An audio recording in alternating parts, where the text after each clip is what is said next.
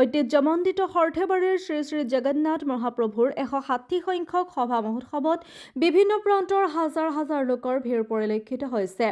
31 জানুৱাৰীৰ পৰা আৰম্ভ হোৱা এই সভা মহোৎসৱত ঐতিহাসিক বিজয় গাথা, যি ঐতিহাসিক বিজয়ৰ লগত জড়িত হৈ আছে এক পৰিঘটনা।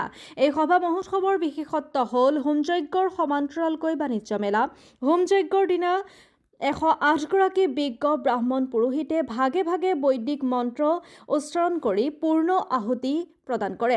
সভাৰ প্ৰত্যেক দিনাই আধ্যাত্মিক কাৰ্য থকাৰ লগতে সাংস্কৃতিকভাৱে অসমৰ পৰম্পৰাগত সাংস্কৃতিক জীয়াই ৰখাৰ প্ৰয়াস কৰে বুলি মন্তব্য কৰে সদৌ অসম সাংবাদিক সন্থাৰ সাধাৰণ সম্পাদক নকুল তালুকদাৰে। এই সভাৰ বাণিজ্য মেলাত প্ৰায় 3000 বিপণীয়ে অংশগ্ৰহণ কৰে। ৰাইজৰ সুবিধাৰ্থে এই সভা মহোৎসৱ ৰবিবাৰলৈ বৃদ্ধি কৰা হৈছে। ঐতিহ্যমণ্ডিত সৰ্থেবাৰী 160 সংখ্যক শ্ৰী শ্ৰী জগন্নাথ মহাপ্ৰভুৰ সভা মহোৎসৱ এইবেলি যোৱা 31 জানুৱাৰীৰ পৰা আৰম্ভ হৈছিলে আৰু এই সভা মহোৎসৱ আচলতে বিজয় গাথা, এটা বিজয়, ঐতিহাসিক বিজয়ৰ লগত জড়িত এক পৰিঘটনা। আৰু এই সভা মহোৎসৱৰ বিশেষত্ব হ'ল যি হোমযজ্ঞ আৰু সমান্তৰালকৈ বাণিজ্য মেলা। হোমযজ্ঞৰ দিনাখন 108 গৰাকী বিজ্ঞ ব্ৰাহ্মণ পুৰোহিতে ভাগে ভাগে বাতুকপাঠ, শিৱপাঠ, স্তোত্ৰপাঠ, চণ্ডীপাঠ, মংগলপাঠ এই ধৰণৰ বৈদিক মন্ত্ৰচাৰণেৰে পূৰ্ণাহুতি প্ৰদান কৰা হয়।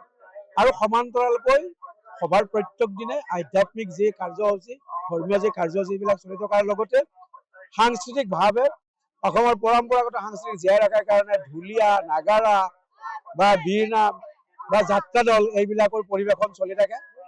আৰু যি এখন বাণিজ্য মেলা, অসমৰ ভিতৰতে এখন বিশাল বাণিজ্য মেলা, প্ৰায় 3000 বিপণী অংশগ্ৰহণ কৰা এখন বাণিজ্য মেলা।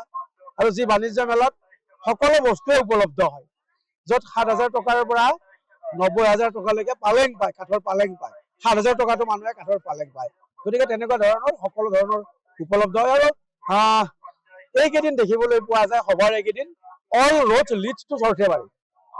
সৰ্থেবাৰী সংযোগী প্ৰত্যেকটো পথেই সৰ্থেবাৰী মোৱা হয়, অৰ্থাৎ চাৰিওপিনে কেৱল মানুহ আৰু মানুহ হয়, লক্ষ লক্ষ মানুহৰ সমাগম হয়। সৰ্থেবাৰী সভাত দিনত বেছি ভিৰ হয়, ৰাতিতকৈ দিনত বেছি ভিৰ হয়। যিহেতু শনিবাৰলৈকে সভা আছিলে, কিন্তু এইবাৰ যিহেতু ৰবিবাৰ পৰিছে, দৰ্শকৰ সুবিধাৰ্থে আৰু ব্যৱসায়ীসকলৰ সুবিধাৰ্থে দেওবাৰৰ দিনটো এইবাৰ সভা ৰখা হ'ব। দেওবাৰৰ দিনটোতো মানুহে সভা চাব পাৰিব। দেওবাৰ হোৱাৰ কাৰণে যিসকল দৰ্শনাৰ্থীয়ে সেই সুবিধাটো ল'ব পাৰিব, সেইকাৰণে এদিন বৃদ্ধি কৰিছে। গতিকে অসমৰ ৰাইজে দেওবাৰে আহি সৰ্থেবাৰী সভা উপভোগ কৰিব।